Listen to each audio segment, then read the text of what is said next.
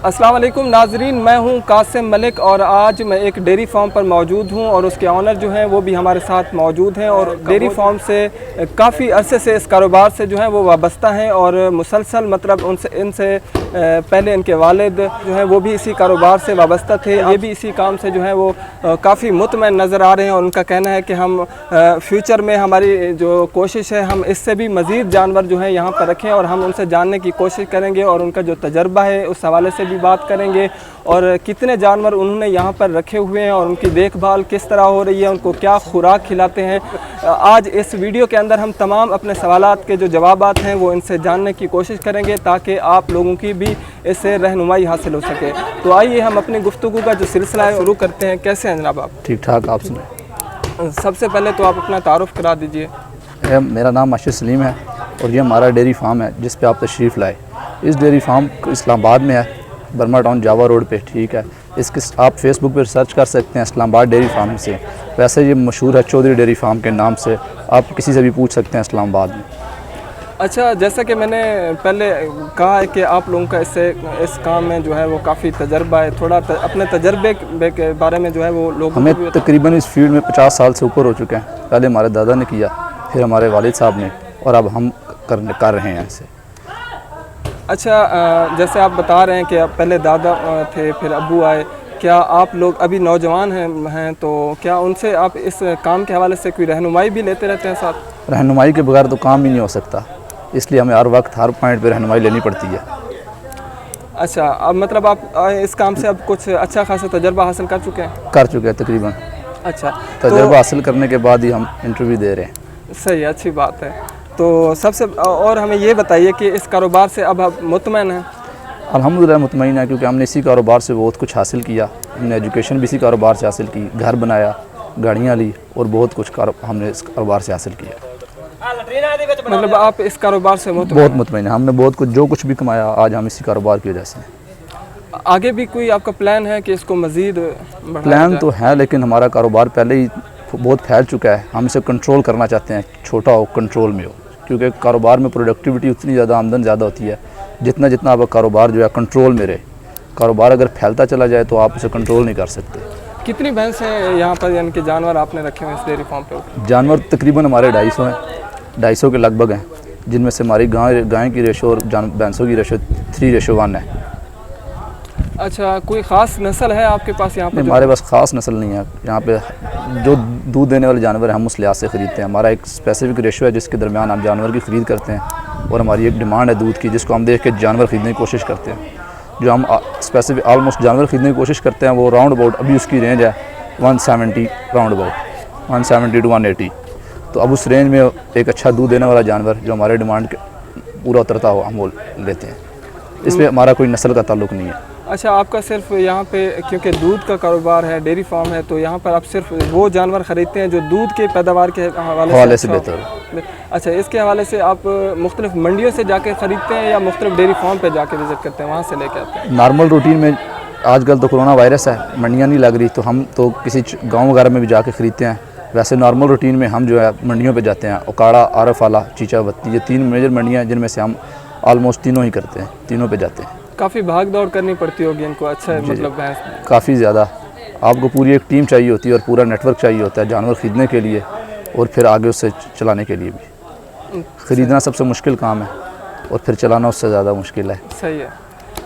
तो इस dairy farm के ऊपर कितने जानवर हैं जो इस वक्त दूध दे रहे हैं? हमारे पास, क्योंकि हमारी डिमांड ही दूध है, तो हमारे पास जितने जानवर हमने इस डेयरी फार्म में रखे हुए सारे दूध देते हैं।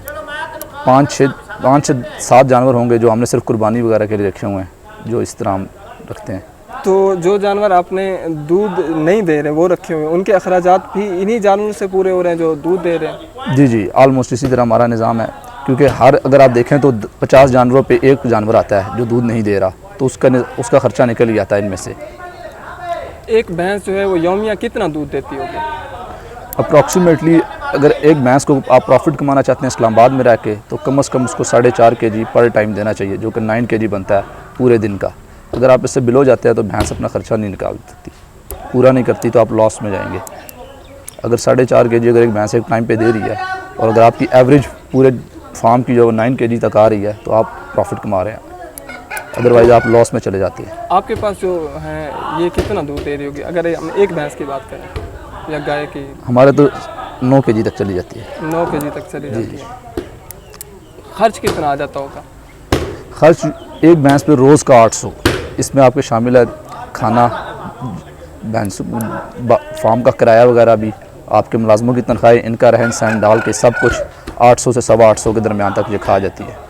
अभी आपने जैसे जिक्र किया कि फार्म का रेंट, मतलब आपने ये जगह रेंट पे ली हुई है? वैसे जो इस एरिया में रेंट है वो तकरीबन 700 से 1000 तक चल रहा है, क्योंकि आजकल कोरोना की वजह से बेशतर फार्म खाली हैं तो आपको सस्ते मिल जाते हैं। वैसे तो हमारी जगह अपनी है, अगर आपके पास अपनी जगह हो तो डेयरी फार्मिंग करना बहुत आसान हो जाता है। सही। लेकिन आप इस्लामाबाद जैसे डेवलप सिटी में अपनी जगह ख़रीद के फार्म बनाते हैं तो आप एक टेंशन में आ जाते हैं, किसी टाइम भी आबादी के बढ़ते हुए वजह से आपको निकाला जा सकता है।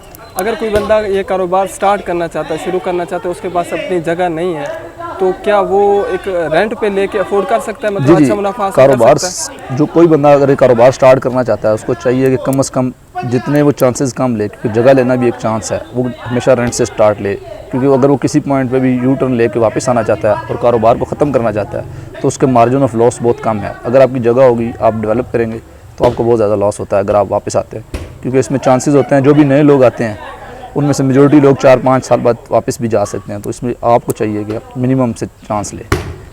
सही है। तो एक शेड बनाने के लिए ज़्यादा खर्चा करना चाहिए कि कम करना चाहिए, नॉर्मल करना चाहिए? ये तो आपके कारोबार पे ना, आपको तजर्बा कितना है। वैसे इनिशियली कम खर्चा करना चाहिए, क्योंकि आपको जो तजर्बा होगा आप सीखेंगे, आप लोगों के फार्म्स देखेंगे, फिर आपको कुछ अरसे बाद एक्सपीरियंस के बाद, कम से कम 5 से 6 साल एक्सपीरियंस के बाद आपको अपना फार्म बनाना चाहिए। इनिशियली स्टार्ट पे आपको अपना फार्म नहीं बनाना चाहिए।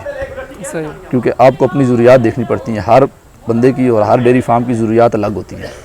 कुछ होते हैं जिनको अपना गोदाम वगैरह चाहिए, मुलाजमों की रिहाइश चाहिए, आप अपना सिस्टम देखते हैं, डेवलप करते हैं मैकेनिज़्म, उसके बाद अपना आप भैंसों का कारोबार चलाते हैं। कुछ लोगों की अपनी दुकानें होती हैं तो उस लिहाज से अपने अखराजात पूरे करते हैं, और कुछ जो होते हैं किराए के मकान में अपने मुलाजमों को रखवाते हैं और फार्म को बिल्कुल ओपनली रखते हैं, तो इस लिहाज से।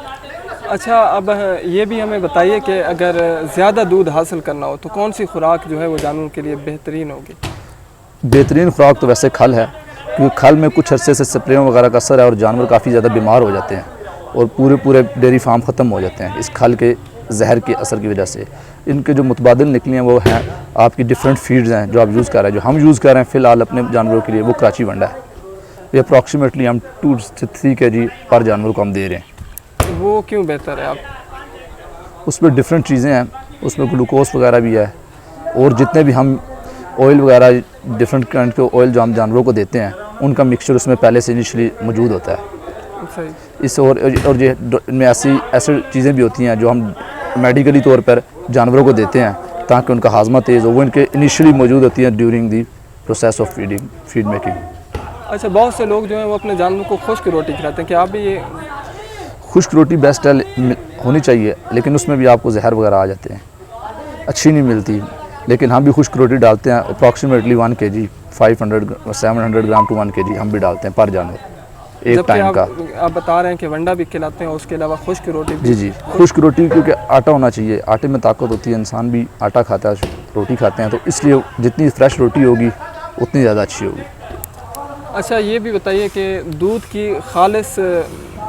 दूध खालिस है कि नहीं है, कोई तरीक़ाकार है जांचने का? इसका जांचने के तो बहुत से तरीक़ाकार हैं। हमारे जो फूड अथॉरिटी वाले हैं ये जो चेक करते हैं ये तो काफ़ी गलत चेक करते हैं, ये तो सस्ते दूध को भी खालिश करार दे देते हैं, लेकिन जो असल हकीकत तरीका है जिससे आप टेस्ट कर सकते हैं, वैसे तो देसी माएँ बहनें चेक करके बता देती हैं, वो बेहतर बता सकती हैं आपको दूध खालिश है, वो तो एक दफ़ा चेक करके बता देती हैं। लेकिन नॉर्मल जो लोग हैं जो आजकल शहर में हैं उनका तरीका यही होता है कि आप उसको बॉयल करें और एक सर्टेन टाइम तक बॉयल करते रहें, और एक स्पेसिफिक अमाउंट में आखिर में ना जो आपका वो दूध है, खुश्क दूध वो बच जाता है, वो 250 से 200 से 250 ग्राम के दरमियान होना चाहिए। सही है।